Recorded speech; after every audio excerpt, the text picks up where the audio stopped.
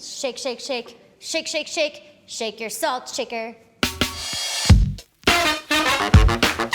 Hi, I'm Tracy Lockwood Beckerman. I'm a registered dietitian in New York City, and it's my job to help you figure out what to eat and why. Salt has been a topic of conversation since the beginning of time. What's the deal? Why is everyone so salty? Should we be saying "NA see you later" to salt? I'm here to answer all of these questions and more. 'Tis the seasoning, so let's get started. Let's get one thing clear from the start. Salt is not evil. The human body needs salt to function. Due to its role in fluid balance, salt, in moderation, is essential for healthy hydration and moderating blood pressure. Sodium helps keep the blood volume at a normal level and is important for activating nerves and contracting muscles like your heart. When your body's sodium levels drop too low, you can experience hyponatremia. This may cause dizziness, muscle weaknesses, cramps, nausea, vomiting, and other negative health outcomes. But when it comes to how much sodium you should be consuming, moderation is your best bud. The Dietary Guidelines for Americans recommends limiting your sodium intake to below 2,300 milligrams or 1 teaspoon daily, and is moving towards a recommendation of about 1,500 milligrams. As yummy as salt can be when sprinkled over scrambled eggs in the morning or as a part of the perfect steak marinade, it can be harmful when used in excess. The extra water retention caused by sodium can significantly raise your blood pressure. This puts a strain on your hearts, arteries, kidneys, and even your brain. Over time, this strain could potentially lead to heart attacks and strokes.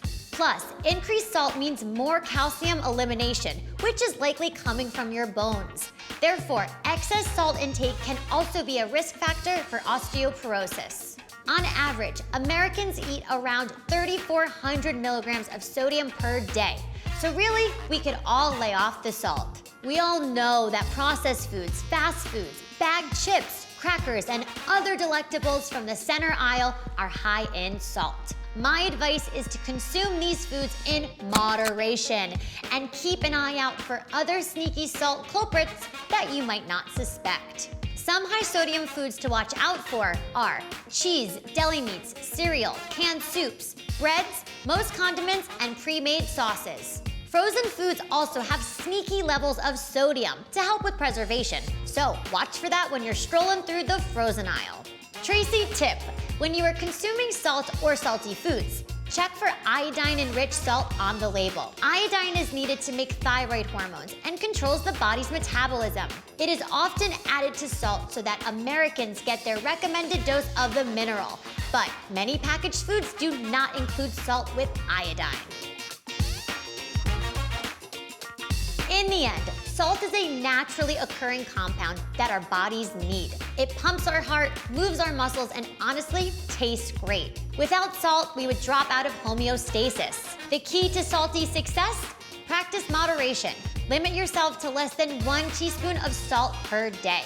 Reducing your salt intake can lower your blood pressure, which can decrease the amount of fluid in your blood and reduce the risk of heart attacks. It also lowers your LDL cholesterol, the one you want lower, protect your vision, reduce your risk of diabetes, and strengthen your kidneys. The extra water storage caused by too much sodium can also cause bloating and puffiness. So, opt for low-sodium soy sauce with your sushi dinner to quell the swell.